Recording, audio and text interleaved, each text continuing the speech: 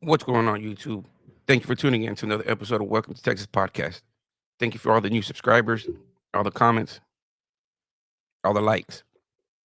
It's greatly appreciated. Thank you so much. I'm still working on a lot of things, you know, but this video is going to be something different. It's going to be based out of Texas. The person that we're going to be talking about, I have been in contact with. We're just working out, you know, I guess the ins and outs. But I've been in contact with Roderick Keith Johnson, also known as COCO. I mean, his story is takes place around, I think, maybe the 2000s. It's about a inmate. I think he's from Marshall, Texas. He's somewhere from I don't know, East Texas. I think somewhere around there. I've read his story, a few articles here and there, and it duplicates a pretty sad story, man, of somebody that's being sold off to various gangs, you know, Mexican gangs, black gangs, you know, and nobody would listen to him.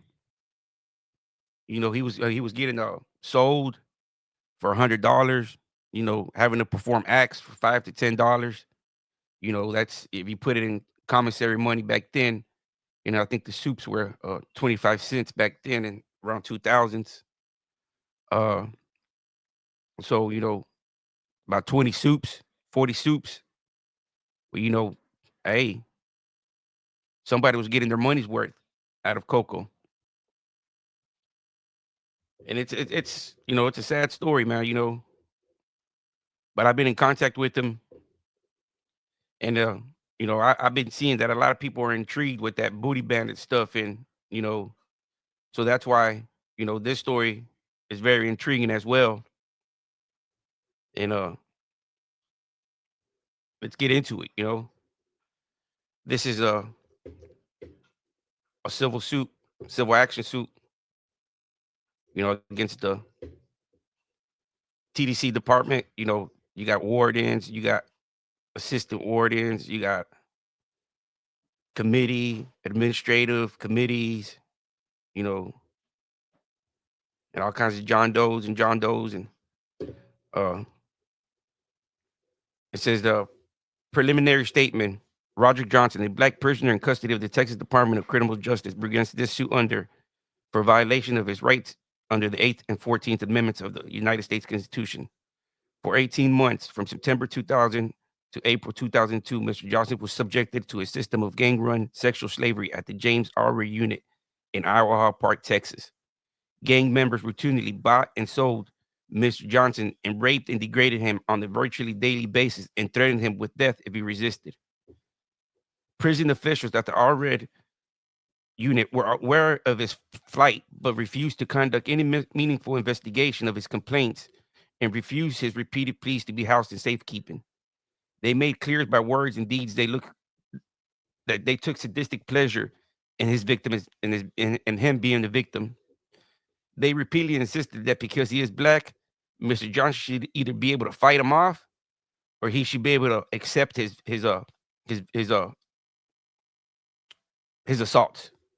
They also reportedly expressed contempt for non-aggressive gay men and made it explicit that it was their practice to refuse to protect such inmates from assault, at least until such inmates were savagely beaten or gutted. They would always tell Mr. Johnson that he would either fight or fuck, or they told him that, they were going to threaten him with disciplinary behavior. So we're going to come to where everything begins. These are all just the defendants that are on the civil. Okay, right here, statement of facts. It says, Roger Johnson, a homosexual with no history of violence and very little prison experience, came into the custody of TDC January 2000. He was sent to the diagnostic unit at Gurney and then to Huntsville for processing and classification. Man, that diagnostic unit sucks, man. I went through there. I went through a couple of units, man, because I kept on getting cases and cases, dirty UAs and uh fucking I was a minimum custody, and then from catching cases, I went to close custody, and then just when I went to committed, they just left me at medium custody.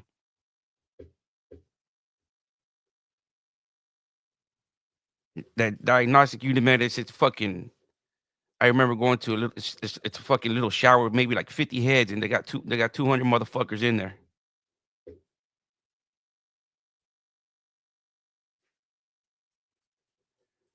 Mr. Johnson informed prison officials at both institutions that he was gay. Excuse me, because his background and characteristics made him a likely target for sexual. So, if his background and his characteristics, so I mean his mannerisms, so he was already, you know, I guess flamboyant would be the word. I mean, he was already out there. It's like there was nobody. I guess you got a down low guy, and then you got a flamboyant. You got one that's trying to be hidden about it, and you got one that's out there. I guess Johnson was one of those guys that was out there. He was, if his characteristics showed, and he was a flamboyant. You could tell his mannerisms, his gestures. It says also here that he would like wearing tight clothes and shit like that. So it says he met the requirements for safekeeping,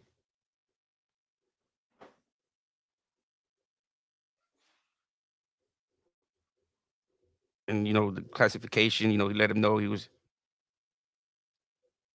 okay. They placed him in general population instead of a.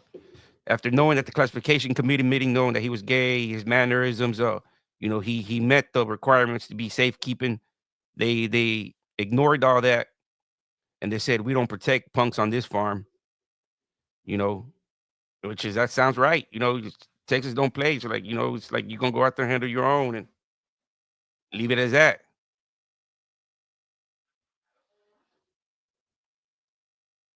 See, if you got the administration telling you to do this, man, so you're okay, man. It's like this is basically giving you the okay. So if you're about that, you're gonna take, hey, it's okay.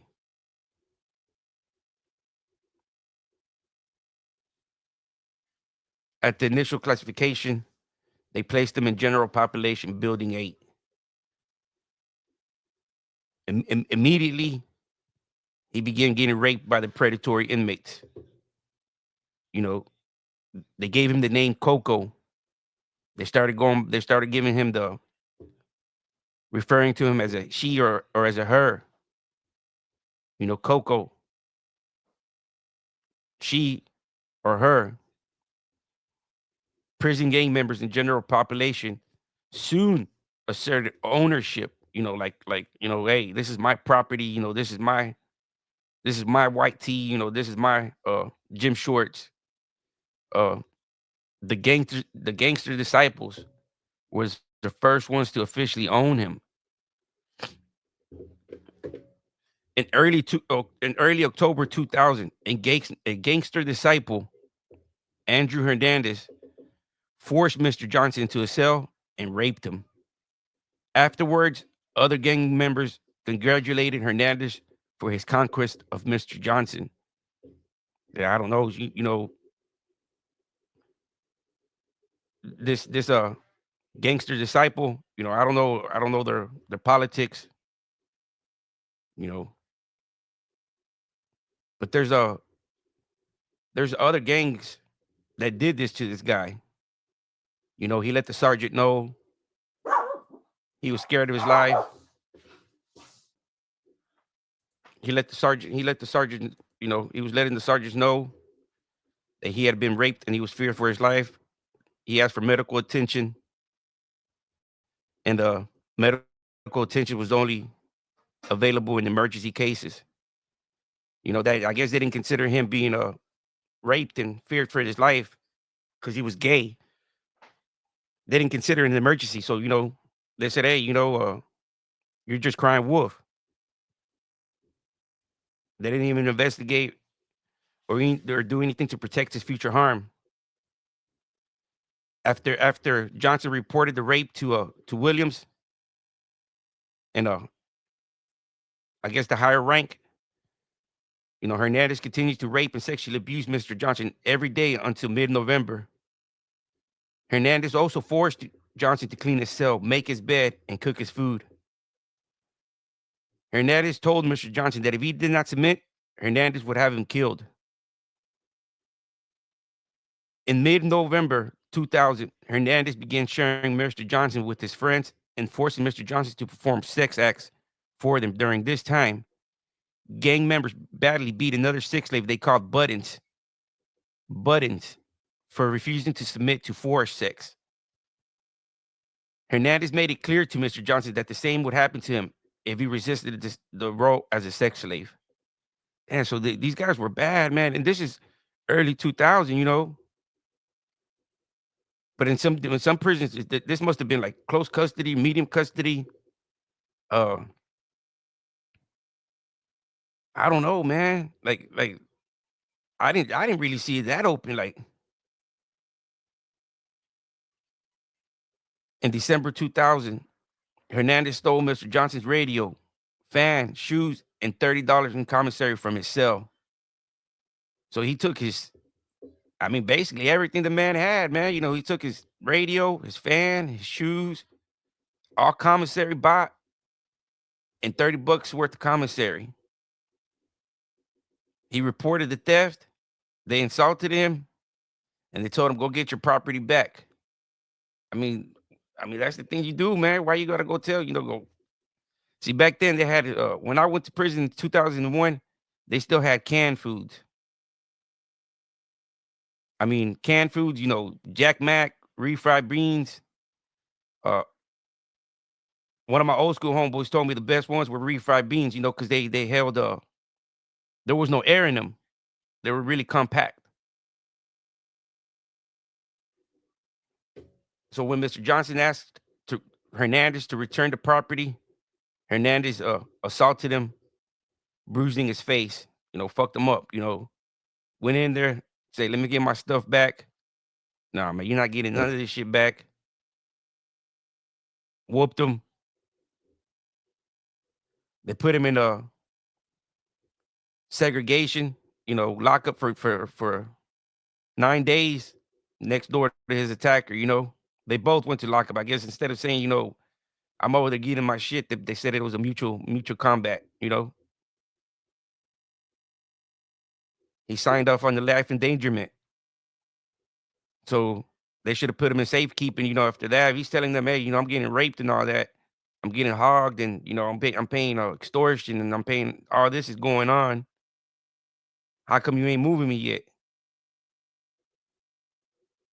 So once again, he goes up into the committee classification meeting and he tells them, all this is going on and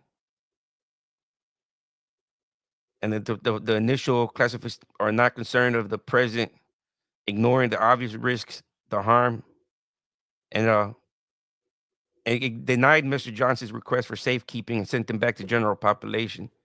So even after the dude got raped, he got his shits taken, got his property. He went back and tried to claim his property, got beat up, got locked up. Now he has all this evidence saying, "Hey, look, man, you told me to go get my shit. You see, I got fucked up.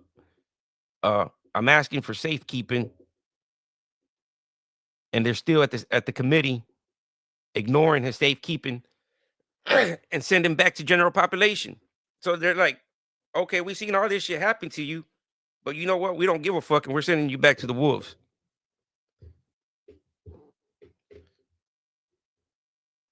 That's fucked up. If you ask me, it's like, but at the same time, he's a man, and he should be able to hold his own. But then again, I don't know if he was liking it. But then again, if he was liking it, why would he go complain? I don't know. That's why I reached out to him. I reached out to him. We're working things out. He's currently in custody. So most of these interviews are gonna probably be him calling in and me recording it.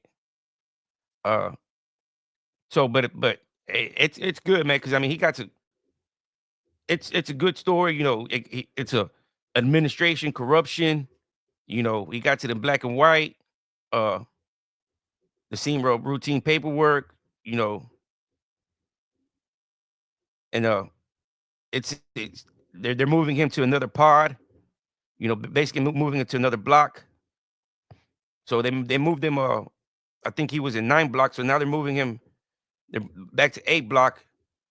Uh, he received a letter from Marty Smith, a member of the Bloods, gang, indicating that Smith had bought Johnson from the gangster disciples and be waiting for Johnson to return after 9 days in building. So while this guy's in lockup, trying to find a trying to get safekeeping, PC up, he's been actually sold while he's in lockup. He has no say. All he knows is that he gets a kite passed down to him and said it by a blood and saying, "I bought you and I'll be waiting for you over here in 9 days. So heal up and get ready, because as soon as you come into this block, you belong to the Bloods." Man, if that ain't a story and it still continues more, man, I'm just scanning through it and giving you my opinion. You know, once Roger gets on here and I start asking him all these questions and he starts disclosing his story, like I've always said, man, I'm not a storyteller. It's always best to hear it from the horse's mouth. I can ask the questions, and we can go from there. You know, so as soon as he gets to building 8, Marty Smith begins treating him as a sexual slave. At first, only Smith raped Mr. Johnson. Soon, however, Smith began forcibly selling Mr. Johnson to other inmates. In January 2001, desperate for help, Johnson wrote letters to the director of classification telling him, "Hey, I'm being I'm being raped over here, can you have me reevaluated and see if you can put me in safekeeping?" So by mid-January 2001, 3 inmates in the Crips gang assaulted Mr. Johnson in the back stairwell in Building 8. They called him a renegade for not obeying their orders. So now, first it was the gangster disciples, then the Bloods, then now it's the Crips. Like, man, this guy's just getting, now they're calling him a renegade. You know, it's guerrilla pimping now. You know what I mean? It's like, hey, you gonna come with us? You know, and once again, he reported to Sergeant Matthews. Nobody did nothing to help old COCO out. They left old COCO out there to dry. And it says right here, it says COCO, Mr. Johnson also sought help from the RED's unit security through the STG. So he's basically trying to snitch on all these guys because, and the security group investigates gang problems on the unit. Mr. Johnson notified Sergeant Stegel and Officer Canito of the security of the STG that these gangs and sexual attacks were being forced upon. Still, no action. So Coco's trying to go through every angle of getting help. He's going to the administration saying, "Hey, man, these inmates are fucking me in my ass. They're hogging me." They're not listening. So now he's like, "Fuck. What if the STG listens to me? I'm gonna drop kites over their I-60s and be like, say, this dude uh belongs to this organization. This other guy belongs to this organization, and they're doing all this type of stuff." But I guess he was more valuable keeping them out there, because if he's telling all this stuff, what's the point of them taking them out? I mean, if he's a snitch already and he's telling all the folks, Well, he's already out there. Then I guess they're just gonna keep him out there, man. Because if they take him out, they're not gonna get no info from him. So he's more valuable, even through his life's in jeopardy and population for the STG. And then again, he asked the committee, the Kawua, you need to get down there and fight or get you a man. Kawua sounds like some kind of Nigerian, because that's what it seems like. These Texas prisons are full of Nigerians. Uh, and them guys are, man, they're assholes, man. They write you up cases for everything, uh, out of place cases, contraband. Uh, if they see you handing somebody or your homeboy a soup or an envelope, they'll give you a case for trafficking and trading. You know, they'll write you up, man, for every fucking little thing. Them Nigerians, man, from my experience.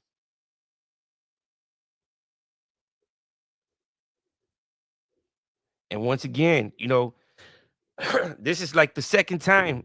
No, basically, this is the third time he's been in the committee scenario and they've denied him. First it was at the diagnostics unit, and he told him, "Look, I'm gay, my mannerisms." They denied him there. Once again, he told him up there, "Hey, I'm getting beat up." Woo woo woo. They didn't do nothing again. Now over here, they beat the three Crips beat him up under the stairwell. They got notes, they got records. Once again, they deny him safekeeping. So this guy's being attacked by the gangster disciples, the Bloods, the Crips, and let's find out who else he's being assaulted by. So saying they would move him from L pod to J pod in building 8. So basically, you're going back to population, but you're just moving to a different pod. Mr. Johnson begged them to reconsider because barely moving him to a different pod in general population was no protection from gangs. And he's right. It's like you're in population.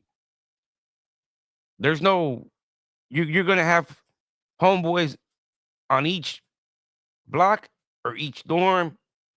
You're gonna have somebody from your organization there. Now, if somebody owes you on one block, you'd be like, "Don't worry about it, man. Give it to my homeboy in your block." You know, and it gets worked out one way or another. But as long as that debt gets paid, it gets worked out.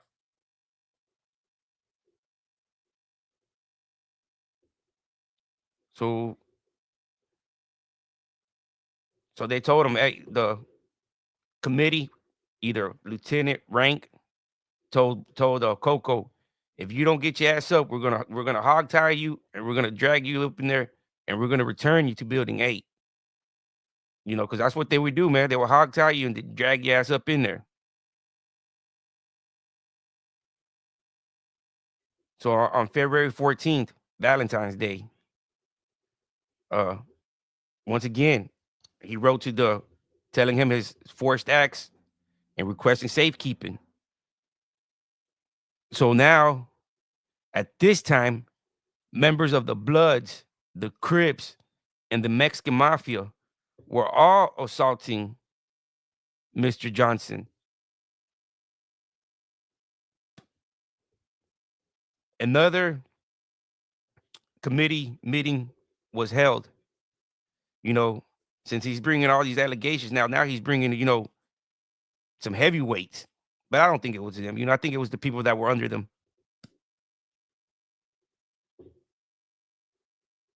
And it says, during the hearing, the STG, because the Crips are a black gang, and the black gang would not allow a Mexican to enslave an African American. He told us you need to start fighting, and that's how it works, man. Usually you're gonna get hogged by your own, you know.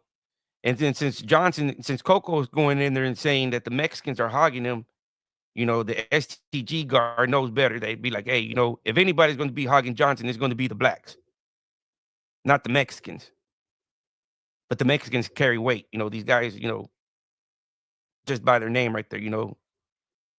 And then at that time, they still had some kind of control, and they still had a smaller following under them. Esquina Firmes and uh, basically the Tangos of Sananto. They still had movement. They still had a lot of motion. Late 90s, early 2000s still. They still had motion.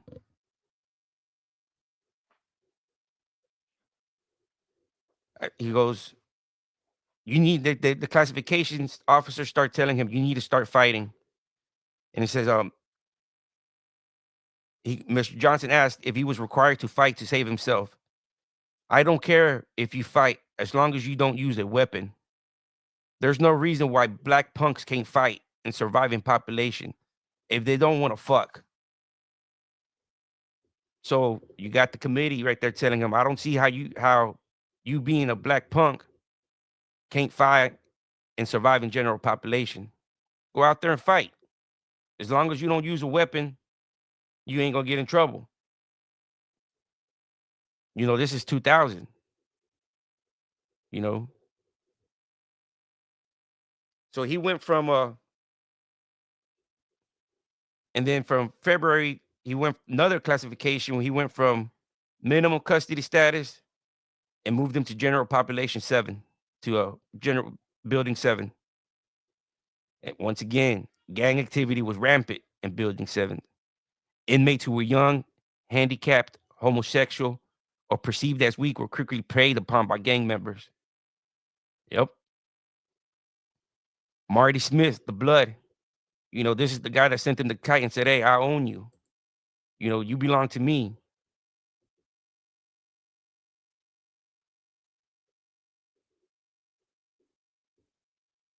He says he moved him to 7 and immediately started his ownership over Johnson.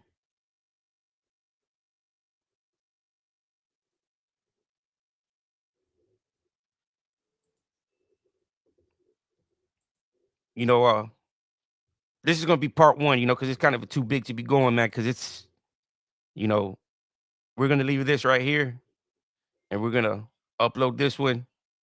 And, once again, I've been in contact with COCO. We're in the works with working with together for him to put his story on my platform. It's better to hear it from the horse's mouth. Y'all have a good one. And this is just part 1.